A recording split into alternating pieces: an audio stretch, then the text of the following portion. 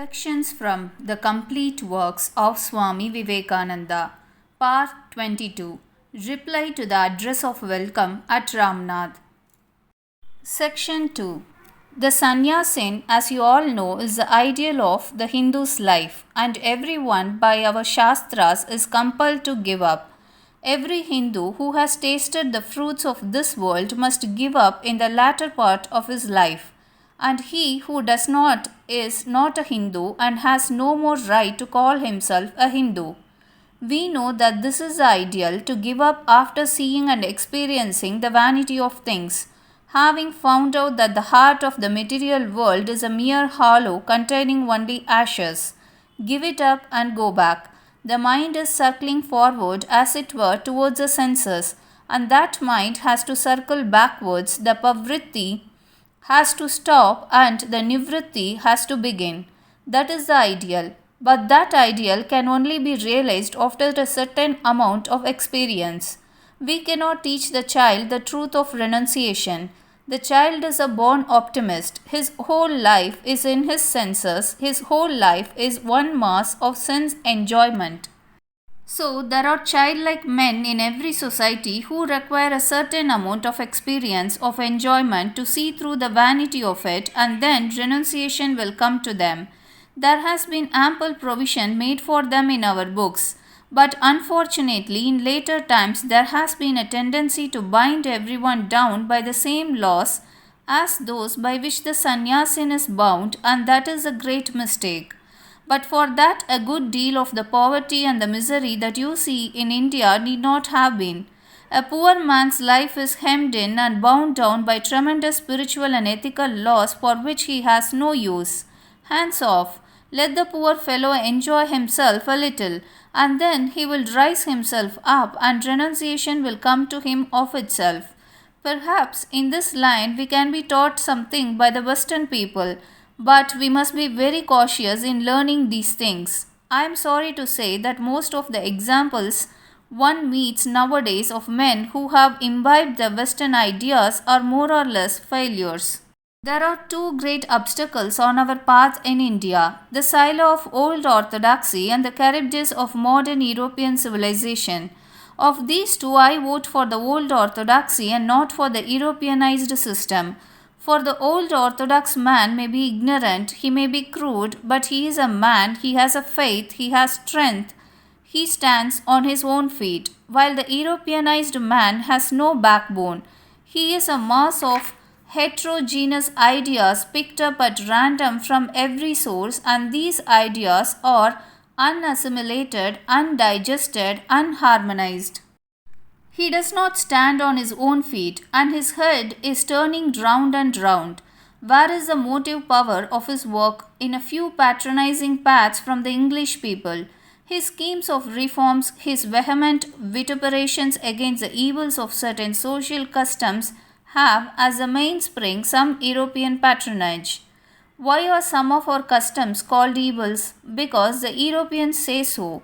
That is about the reason he gives. I would not submit to that. Stand and die in your own strength. If there is any sin in the world, it is weakness. Avoid all weakness. For weakness is sin, weakness is death. These unbalanced creatures are not yet formed into distinct personalities. What are we called to them? Men, women, and animals. While those old orthodox people were staunch and were men, there are still some excellent examples, and the one I want to present before you now is your Raja of Ramnath. Here you have a man than whom there is no more zealous a Hindu throughout the length and breadth of this land. Here you have a prince than whom there is no prince in this land better informed in all affairs, both Oriental and Occidental, who takes from every nation whatever he can that is good. Learn good knowledge with all devotion from the lowest caste. Learn the way to freedom even if it comes from a pariah by serving him. If a woman is a jewel, take her in marriage even if she comes from a low family of the lowest caste. Such is the law laid down by our great and peerless legislator, the divine Manu. This is true. Stand on your own feet and assimilate what you can. Learn from every nation. Take what is of use to you. But remember that as Hindus, everything else must be subordinated to our own national ideals. Each man has a mission in life, which is the result of all his infinite past karma. Each of you was born with a splendid heritage, which is the whole of the infinite past life of your glorious nation. Millions of your ancestors are watching, as it were, every action of yours, so be alert. And what is the mission with which every Hindu child is born? Have you not read the proud declaration of Manu regarding the Brahmin, where he says that the birth of the Brahmin is for the protection of the treasury of religion? I should say that that is the mission not only of the Brahmin but of every child, whether boy or girl, who is born in this blessed land, for the protections of the treasury of religion. And every other problem in life must be subordinated to that one principal theme. That is also the law of harmony in music. There may be a nation whose theme of life is political supremacy. Religion and everything else must become subordinate to that one great theme of its life.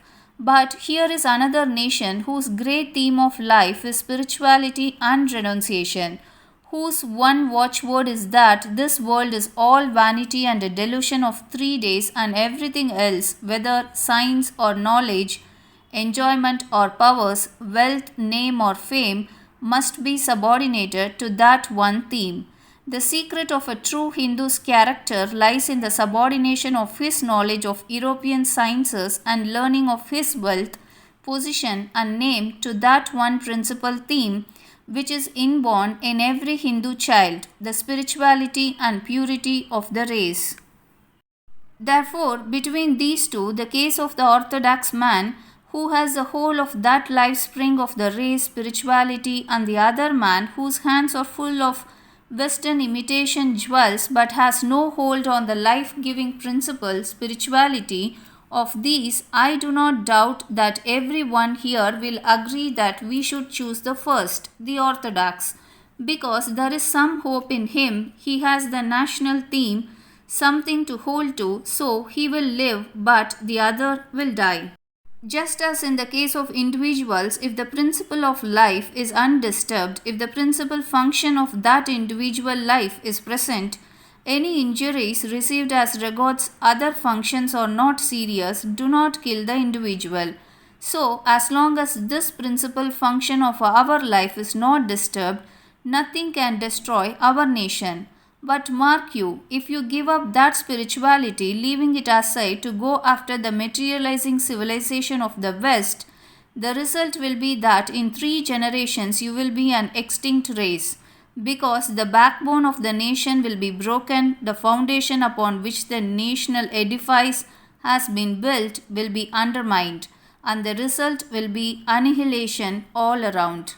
Therefore, my friends, the way out is that first and foremost we must keep a firm hold on spirituality, that inestimable gift handed down to us by our ancient forefathers. Did you ever hear of a country where the greatest kings tried to trace their descent not to kings, not to robber barons living in old castles who plundered poor travelers, but to semi-naked sages who lived in the forest? Did you ever hear of such a land? This is the land. In other countries, great priests try to trace their descent to some king, but here the greatest kings would trace their descent to some ancient priest. Therefore, whether you believe in spirituality or not, for the sake of the national life, you have to get a hold on spirituality and keep to it. Then stretch the other hand out and gain all you can from other races, but everything must be subordinated to that one ideal of life, and out of that a wonderful, glorious future India will come. I am sure it is coming, a greater India than ever was. Sages will spring up greater than all the ancient sages, and your ancestors will not only be satisfied, but I am sure they will be proud from their positions in other worlds to look down upon their descendants so glorious and so great. Let us all work hard, my brethren. There is no time for sleep. On our work depends the coming of the India of the future. She is there ready waiting. She is only sleeping. Arise and awake and see her seated here on her eternal throne, rejuvenated, more glorious than she ever was, this motherland of ours.